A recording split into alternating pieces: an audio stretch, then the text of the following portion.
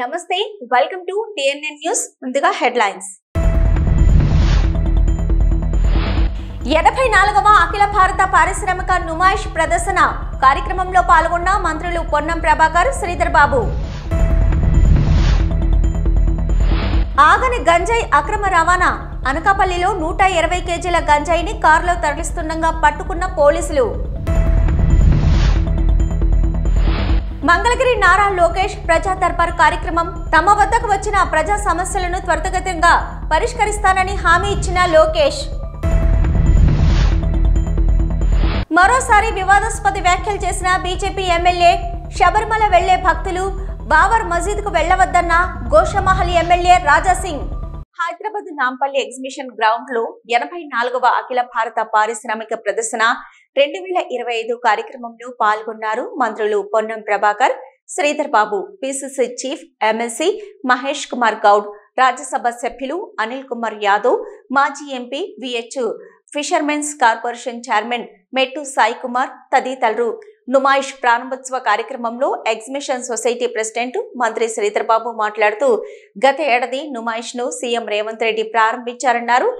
Exhibition ద్వారా society చాలా కళాశాలలు సక్సెస్ఫుల్ గా నడుపుతున్నారని, 20,000 మంది విద్యార్థులను చదివిస్తున్నారన్నారు. ఒక ఎన్జీఓగా సొసైటీ నడుపుతున్నారని, దానికి రేవంత్ రెడ్డికి అభినందనలు తెలుపుతున్నామన్నారు. సావిత్రిబాయి పూలే జయంతి సందర్భంగా మహిళా ఉపాధ్యాయుల దినోత్సవంగా ప్రకటించుకున్నాం. కమలా నెహ్రూ పాలిటెక్నిక్ కాలేజీతో పాటు ఇంజనీరింగ్ కాలేజీని శాంక్షన్ కూడా వచ్చే ఏడాది ప్రారంభించుకోబోతున్నాం. రాబోయే రోజుల్లో మరింత పేరు ప్రఖ్యాతలు వచ్చే ఆలోచనలు చేస్తున్నామని తెలిపారు. మరింత పెద్ద స్థాయిలో ముందుకు తీసుకువెళ్లే ప్రయత్నం చేస్తున్నామన్నారు శ్రీధర్ బాబు. మరో మంత్రి పొన్నం మాట్లాడుతూ 84వ నుమాయిష్ ప్రారంభోత్సవం సందర్భంగా నిర్వాహకులకు శుభాకాంక్షలు తెలిపారు. జనవరి 1న ప్రారంభం కావలసి ఉండగా మాజీ ప్రధాని మన్మోహన్ సింగ్ మృతి వల్ల ఈ రోజు ప్రారంభమైందన్నారు. జమ్మూ నుంచి ఇతర రాష్ట్రాల్లో ఎక్కడికి వెళ్లి కనుక్కోవాలన్నా వాటిని ఇక్కడే ఎగ్జిబిషన్ గ్రౌండ్ లో నుమాయిష్ లో దొరుకుతాయని తెలిపారు. అందరికీ నమస్కారం. ఈరోజు 84వ ఆల్ ఇండియా ఇండస్ట్రియల్ ఎగ్జిబిషన్, మనము గొప్పగా చెప్పుకునే నుమాయిష్ ఈ రోజు నుంచి 3వ జనవరి నుంచి మొదలు కాబోతున్న సందర్భంలో మరి నాతో పాటు ఇక్కడికి విచ్చేసిన పెద్దలు, ప్రదేశ్ కాంగ్రెస్ కమిటీ అధ్యక్షులు మహేష్ కుమార్ గౌడ్ గారు, మరి ప్రఖ్యాత ఆహ్వానితులుగా వచ్చేసిన సహచర గౌరవ ట్రాన్స్పోర్ట్ మరియు BC welfare minister, Hyderabad in charge మినిస్టర్గా ఉన్న సోదరులు పొన్నం ప్రభాకర్ గారు, అదేవిధంగా మా సోదరులు రాజ్యసభ సభ్యులు అనిల్ కుమార్ యాదవ్ గారు, పెద్దలు మాజీ పార్లమెంట్ సభ్యులు హనుమంతరావు గారు, అదేవిధంగా ఎగ్జిబిషన్ సొసైటీకి సంబంధించిన మేనేజింగ్ కమిటీకి సంబంధించిన వైస్ ప్రెసిడెంట్ నిరంజన్ గారికి, సెక్రటరీ సురేందర్ రెడ్డి గారికి, మోహన్ గారికి, ట్రెజరర్గా ఉన్న ప్రభాశంకర్ గారికి, వేదికపై ఆసీనులైన అనేక మంది మేనేజింగ్ కమిటీకి సంబంధించిన పెద్దలకి, సహచరులకి, ఈరోజు ఇక్కడికి విచ్చేసిన ఎగ్జిబిషన్ సొసైటీకి సంబంధించిన సభ్యులు, ఉస్మానియా గ్రాడ్యుయేట్స్ అసోసియేషన్కి సంబంధించిన పెద్దలకి, మరి ఈ ఇండస్ట్రియల్ ఎగ్జిబిషన్ లో పాల్గొంటా ఉన్న అనేక మంది చిన్న స్థాయి, మధ్యస్థాయి, పెద్ద స్థాయి వ్యాపారస్తులకి, ఈనాటి కార్యక్రమంలో భాగస్వాములు అవుతా ఉన్న చాలా మంది ఈ ప్రదర్శనలో పాల్గొనడానికి విచ్చేసిన రాష్ట్రం నుంచి, నలుమూల నుంచి విచ్చేసిన పెద్దలకి, పాత్రికేయ మిత్రులందరికీ నమస్కారం. ఈరోజు మీ అందరికీ కూడా తెలుసు, సంవత్సర కాలం కింద మరి నుమాయిష్ ని ప్రారంభోత్సవం చేస్తా ఉన్న సందర్భంలో గౌరవ ముఖ్యమంత్రి రేవంత్ రెడ్డి గారు మరి వచ్చి ఈ ఎగ్జిబిషన్ సొసైటీకి సంబంధించిన అనేక అంశాల విషయంలో ఎగ్జిబిషన్ సొసైటీ అంటే చాలా మందికి రాష్ట్రంలో ఉన్న వారికి అందరికీ నుమాయిష్ పేరునే తెలుసు. ఒక నుమాయిష్ చేస్తారు.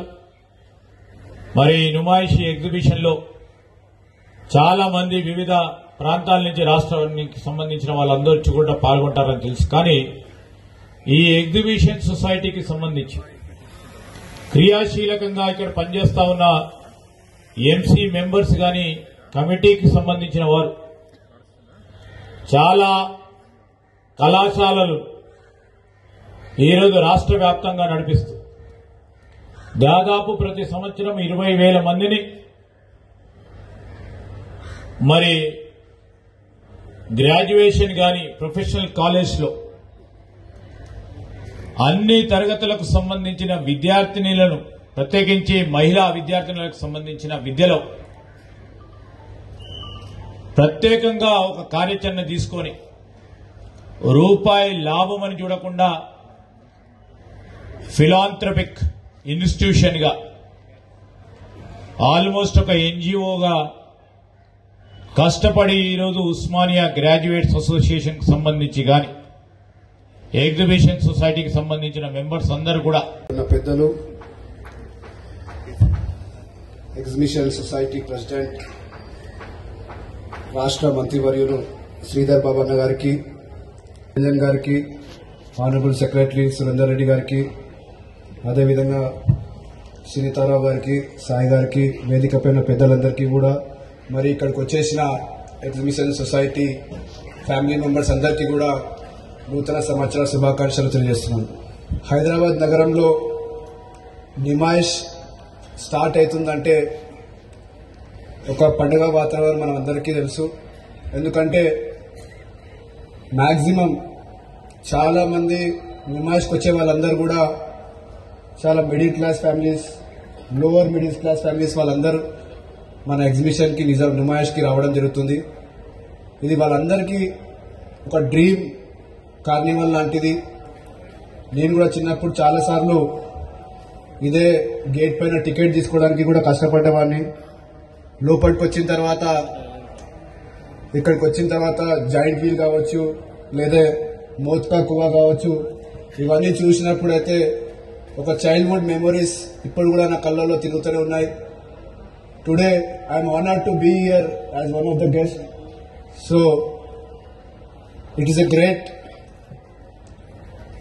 ప్రివిలేజ్ దట్ అవర్ యాన్సిస్టర్స్ కావచ్చు, అంటే గతంలో ఉన్న నాయకులందరూ కూడా ఒక మంచి कार्यक्रमानी मन को उर्दू में बोलो तो विरासत में अगर कुछ अपने को मिला तो एग्जिबिशन सोसाइटी और एग्जिबिशन भी निमाज भी हम सबको विरासत में मिला है. क्योंकि आज ये विरासत पूरे हिंदुस्तान को एक जगह अगर लाता है तो एग्जिबिशन निमाइश लेके आता है. कोई कश्मीर से, कन्याकुमारी से पूरे आके यहाँ पे ट्रेड करते हैं. आज हैदराबाद शहर के अंदर कभी मैं श्रीनगर तो नहीं गया, पर श्रीनगर के लोग यहाँ पे आके जब बिजनेस करते हैं, उनसे मिलकर बात करते हैं तो मुझे बहुत अच्छा लगता है.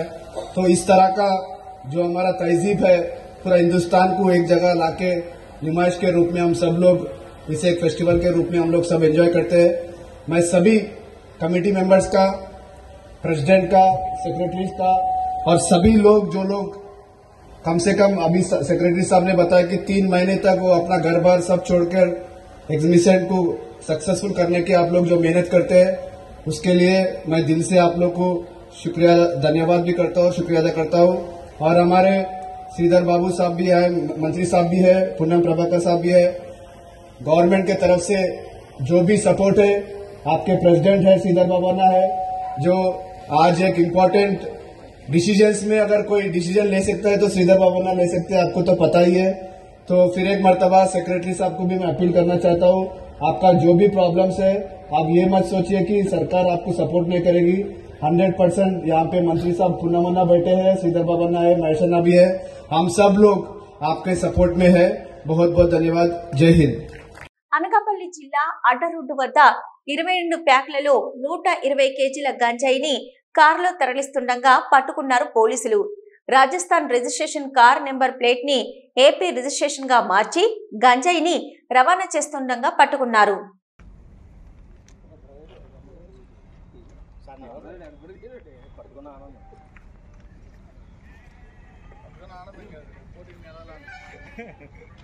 మంగళగిరి నారా లోకేష్ ప్రజా దర్బార్ కార్యక్రమం నిర్వహించారు.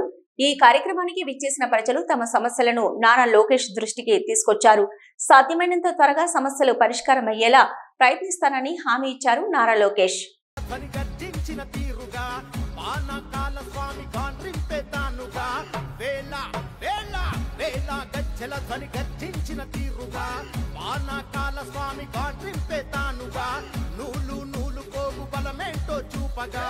నారా లోకేష్ నడిచి వచ్చ చూడరా ఈ మట్టి తల్లికి మాటిచ్చినడంట, తోడా పుట్టిన వాడయ్యాడంట, మన మగ్గం పైనేసిన చరిత వీడి పేరంట. మన మన మన మన మన మన మన మన మన మంగళగిరిలో మన మన మన మన మన లోకేశదితో మన మన మన మన మన మంగళగిరిలో ఉగాలిపై ఊకే పెట్టులి కదరో.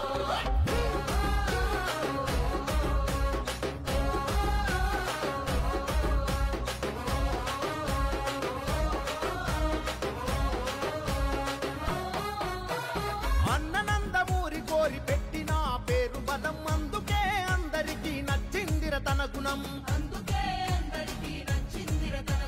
నలుగురి కోసం ఒక్కడ దర్శులకై నిలబడమే కర్తవ్యం. ఆడబిడ్డ కోరుకునే పుట్టిల్లై తన హృదయం, అడుగడుగున సంక్షేమం అందించుట తన లక్ష్యం, అడుగడుగున సంక్షేమం అందించుట తన లక్ష్యం. తననెంతగా వేధిస్తున్న తల వంచగా కదిలాడు, ఒడిదుడుకులు వంటి చేత ఓడించే మనగాడు. మంగళగిరికి మాట ఇచ్చాడంట, ప్రతి ఇంటికి అభివృద్ధిని తెస్తాడంట, మన మగ్గం పైనేసిన చరిత పేరు లోకేష్ అంట. మన మన మన మన మన మన మన మన మన మంగళగిరిలో మన మన మన మన మన లోకేశదితో మన మన మన మన మన మంగళగిరిలో ఉగాలిపై ఊకే పెట్టులి కదరో.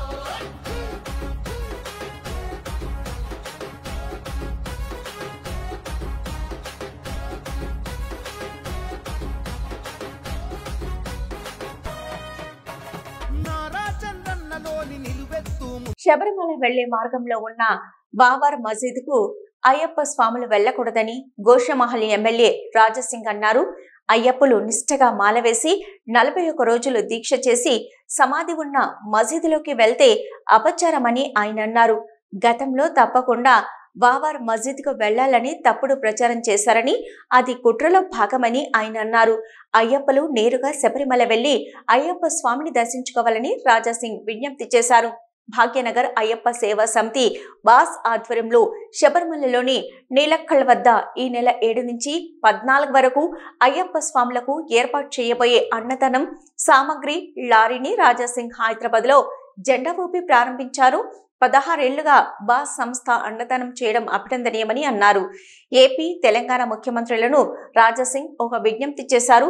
కేరళ ప్రభుత్వంతో మాట్లాడి అక్కడ 10 ఎకరాల భూమిని తీసుకుని శబరిమల వెళ్లే తెలుగు రాష్ట్రాల అయ్యప్ప స్వాముల కోసం అక్కడ వసతి, భోజన సౌకర్యం కల్పించాలని రాజాసింగ్ కోరారు. 9 నుంచి కేరళలో భోజన వ్యవస్థ కార్యక్రమం కూడా ఈ ఆర్గనైజేషన్ నుంచి చెప్తున్నారు. అది కూడా దాదాపు 16 ఇయర్స్ నుంచి అక్కడ భోజన వ్యవస్థ కార్యక్రమం జరుగుతుంది.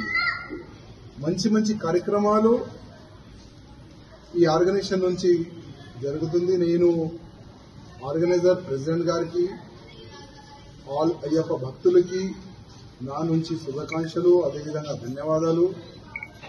అదేవిధంగా నేను ముఖ్యమంత్రి రేవంత్ రెడ్డి గారికి ఒక రిక్వెస్ట్ చేయాలనుకుంటున్నాను. ఒక చిన్న సొసైటీ కేరళలో మా తెలంగాణ నుంచి చాలా వరకు అయ్యప్ప భక్తులు వెళ్తారు. వాళ్ళకి ఎక్కడ ఫుడ్ వ్యవస్థ ప్రాబ్లం కానీ ఉండే వ్యవస్థ అట్లాంటి చాలా వరకు ప్రాబ్లం వాళ్ళకి జరుగుతుంది. ఒక చిన్న సొసైటీకి ఒక మంచి ఆలోచన పెట్టుకొని 16 ఇయర్స్ నుంచి వాళ్ళ ఒక సేవ అక్కడ చేస్తున్నారు.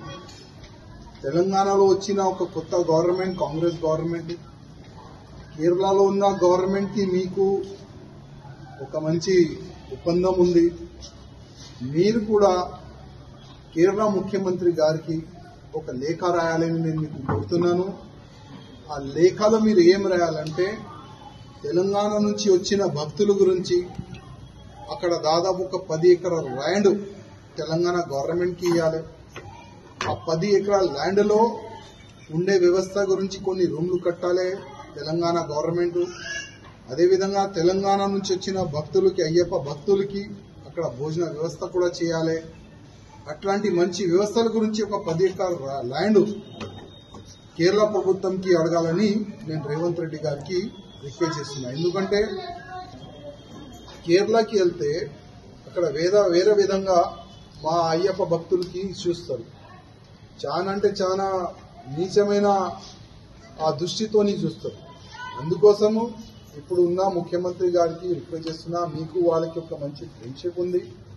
మా తెలంగాణ అయ్యప్ప భక్తులకి కానీ ఆంధ్ర అయ్యప్ప భక్తులు కానీ ఎట్లాంటి కూడా ఇబ్బంది కాకుండా చూసే బాధ్యత మీకు ఉన్నది. అదేవిధంగా మా చంద్రబాబు నాయుడు గారికి కూడా రిక్వెస్ట్ చేస్తున్నా, మీరు కూడా ఒక లేఖ రాయాలని నేను రిక్వెస్ట్ చేస్తున్నాను. అదేవిధంగా కావాలని ఒక కుట్ర చేసినారు. ఏ అయ్యప్ప భక్తులు శబరిమలకి వస్తారు, ఎట్టి పరిస్థితుల్లో ఈ మస్జిద్లో పోయిన తర్వాతనే ఆయనకి దర్శనం పూర్తవుతుంది, లేకపోతే అది సగం దర్శనం అవుతుందని ఒక పెద్ద కుట్ర చేసినారు. అది టోటల్ అబద్ధం, అది ఫేక్. ప్రతి ఒక్క అయ్యప్ప భక్తులు ఒక మాట మీరు అర్థం చేసుకోవాలి.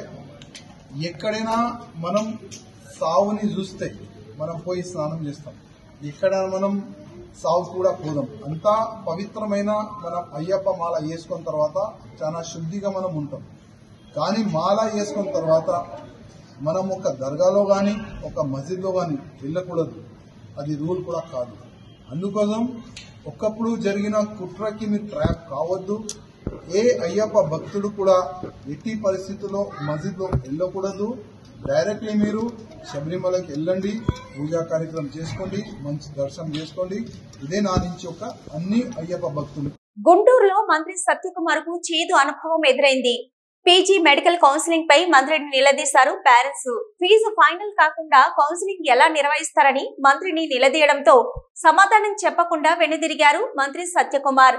ఎన్టీఆర్ యూనివర్సిటీలో ఇష్టం వచ్చినట్లు రూల్స్ పెడుతున్నారంటూ ఆవేదన వ్యక్తం చేసిన పేరెంట్స్ ప్రభుత్వ విధానాలతో విద్యార్థులు ఆత్మహత్యలు చేసుకుంటున్నారని ఆవేదన వ్యక్తం చేశారు. ఇప్పుడు ప్రతి స్టేజీలో కూడా ఒక్కొక్క రూల్ వాళ్ళు ఇష్టం వచ్చినట్టుగా మంత్రి గారికి కానీ ప్రిన్సిపల్ సెక్రటరీకి కానీ ఎవరికి సంబంధం లేకుండా, ఎవరికి ఇన్ఫర్మేషన్ ఇవ్వకుండా వాళ్ళ ఇష్ట రాజరీతిలో ఎన్టీఆర్ యూనివర్సిటీ వాళ్ళు కౌన్సిలింగ్ కండక్ట్ చేస్తున్నారు. ఇవాళ ముఖ్యమంత్రి గారు చెప్పినట్లుగా ఒకవైపున విద్య, మరోవైపున వైద్య విద్య అని గట్టిగా చెప్తూ ఉన్నారు. కానీ వైద్య విద్య పట్ల ముఖ్యమంత్రి గారి దృష్టికి తీసుకువెళ్తున్నారో లేదో మాకు తెలియదు. కానీ తల్లిదండ్రులందరికీ కూడా చాలా తీవ్రమైన అన్యాయం. పిల్లల్ని మనోవేదన చేస్తూ సూసైడ్లు చేసేటువంటి పరిస్థితిని కౌన్సిలింగ్ నడిపిస్తూ ఉన్నారు. ఒక పక్క తెలంగాణ వాళ్ళు లేట్ చేసినా కూడా చాలా చక్కటి రీతిలో కౌన్సిలింగ్ నడుపుతూ ఉంటే, మన రాష్ట్రంలో ఆదర్శప్రాయమైనటువంటి ముఖ్యమంత్రి కన్సర్న్లో నడుస్తున్న ప్రభుత్వం అజమాయిషిలో ఉన్న యూనివర్సిటీ తన ఇష్టారీతిగా అక్కడ ఉన్నటువంటి రిజిస్ట్రార్ కానివ్వండి, ఇతరత్ర ఆఫీస్ సిబ్బంది కానివ్వండి, వాళ్ళ ఇష్టం వచ్చినట్టుగా జీవోల్ని మారుస్తూ, ప్రొసీడింగ్స్ మారుస్తూ, ఎవరో ఒక ఇద్దరు అడిగారని చెప్పేసి ఫస్ట్ కౌన్సిలింగ్ ఒక ఆర్డర్ ఇవ్వటం, సెకండ్ కౌన్సిలింగ్ ఒక ఆర్డర్ ఇవ్వటం, థర్డ్ కౌన్సిలింగ్ ఇప్పుడు నడవబోతున్నది. ఆల్ ఇండియా కౌన్సిలింగ్ లో ఇంకా స్టార్ట్ చేయలేదు. వాళ్ళు ఆల్ ఇండియా కౌన్సిలింగ్ అయిపోయిన తర్వాత మూడో రౌండ్ ని మన స్టేట్ లో థర్డ్ కౌన్సిలింగ్ స్టార్ట్ చేయాలి. అది చేయకుండానే ఫ్రీ ఎగ్జిట్ అని చెప్పేసి ఒకటి ఉంటుంది. దాన్ని ఈ రోజు ఉదయం నుంచి సోమవారం ఉదయానికల్లా క్లోజ్ చేస్తూ ఉంటున్నారు. ఇలా క్లోజ్ చేస్తే ఆల్ ఇండియా కౌన్సిలింగ్ లో ఆంధ్ర రాష్ట్రానికి కావాల్సిన సీట్లని పిల్లలు కోరుకునే విధంగా ఉండేటువంటి అవకాశాన్ని పోగొట్టుకుంటారు. ఇప్పటికే తెలంగాణ రాష్ట్రం కౌన్సిలింగ్ లేట్ చేయడం కారణంగా ఏమైందంటే, ఆ తెలంగాణ రాష్ట్రంలో ఉన్నటువంటి పిల్లలు అక్కడ కౌన్సిలింగ్ జరగదేవన్న అనుమానంతో ఆంధ్రాలో మెరిట్ తీసుకొని ఇక్కడ సీట్లు తీసుకున్నారు. అట్లాగే మన పిల్లలు కూడా స్టేట్ లో ఉన్న వాళ్ళు ఇక్కడ తెలంగాణలో అలాట్ అయ్యేటువంటి అవకాశం ఉన్న వాళ్ళు ఇక్కడ తీసుకున్నారు. దానివల్ల ఆంధ్ర రాష్ట్రం ఇవాళ కొత్తగా ఏర్పడే రాష్ట్రంలో చాలా సమస్యలు ఉన్నాయి. ఈ సమస్యలు కాకుండా ఎన్టీఆర్ యూనివర్సిటీ యాజమాన్యం పూర్తిగా నిర్లక్ష్య వైఖరితో పేరెంట్స్ వెళ్లి విన్నవించుకుంటున్నా కూడా ఇష్టారీతిలో కౌన్సిలింగ్ యొక్క ప్రాసెస్ నడిపిస్తా ఉన్నారు. దీనికి తీవ్రమైనటువంటి పరిస్థితి, అన్యాయం జరుగుతా ఉంది. మార్గదర్శకాలు ఇవ్వాల్సిందిగా కోరుకుంటూ ప్రార్థిస్తున్నాను. ఫిర్యాదు కోసం వచ్చిన మహిళతో పోలీసు అధికారి అసభ్య ప్రవర్తన వెలుగులోకి వచ్చింది. కర్ణాటకలోని మధుగిరి డిప్యూటీ ఎస్పీ రామచంద్రప్పకు కంప్లైంట్ ఇచ్చేందుకు ఓ మహిళ కార్యాలయానికి వచ్చింది. అయితే ఆ మహిళ పట్ల ఆ అధికారి అనుచితంగా ప్రవర్తించాడు. ఆమెను ఓ ప్రైవేటు గదికి తీసుకెళ్లి ఆమెతో అనుచితంగా ప్రవర్తించాడని, ఆమెతో పాటు వచ్చిన అనిల్ అనే వ్యక్తి వీడియో రికార్డు చేసినట్టుగా తెలుస్తుంది. ఈ వీడియో వైరల్ కావడంతో డిప్యూటీ ఎస్పీ రామచంద్రప్ప అజ్ఞాతంలోకి వెళ్లిపోయాడు.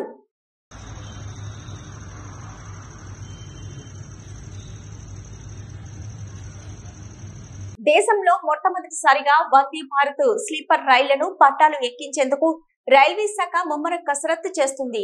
ఇందులో భాగంగా రైలు వేగాన్ని క్రమక్రమంగా పెంచేందుకు పలు పరీక్షలు నిర్వహిస్తున్నారు రైల్వే శాఖ అధికారులు. ఈ పరీక్షల్లో రైలు గరిష్ట వేగం గంటకు 180 కిలోమీటర్లు అందుకున్నట్లు తెలుస్తుంది. ఈ మేరకు కేంద్ర రైల్వే శాఖ మంత్రి అశ్విన్ వైష్ణవ్ ఓ వీడియోను షేర్ చేశారు.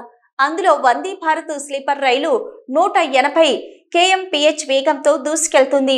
అంత వేగంలోనూ రైల్లో సీటు వద్ద ఉన్న ట్రేపై పెట్టిన గ్లాసులో చుక్క నీరు కూడా కింద పడకపోవడం విశేషం.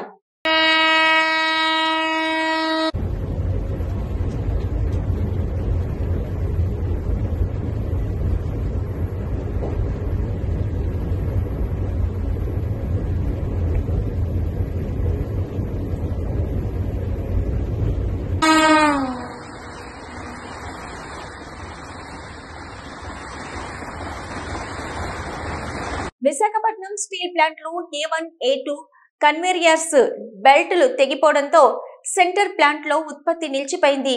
బ్లాస్ట్ ఫర్నిస్ కార్యకలాపాలు 4 రోజులు నిలిచిపోయే ప్రమాదం ఉందని అంటున్నారు అధికారులు.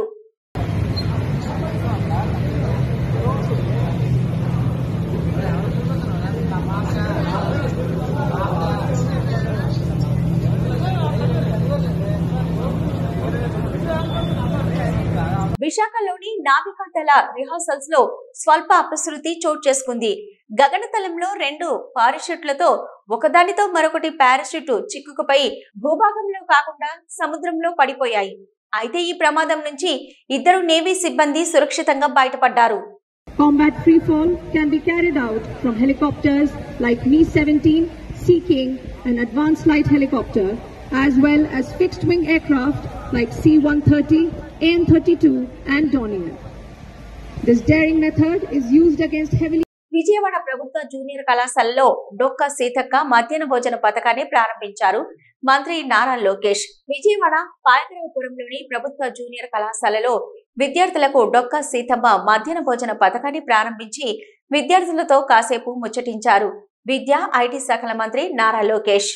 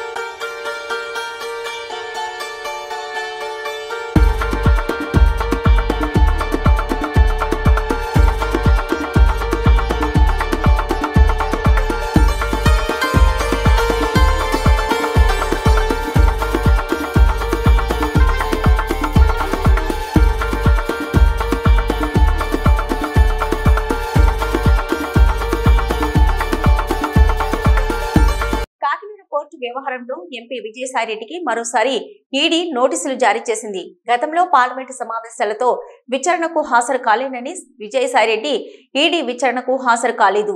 తాజాగా విచారణకు హాజరు కావాలంటూ మరోసారి నోటీసులు జారీ చేసింది ఈడీ.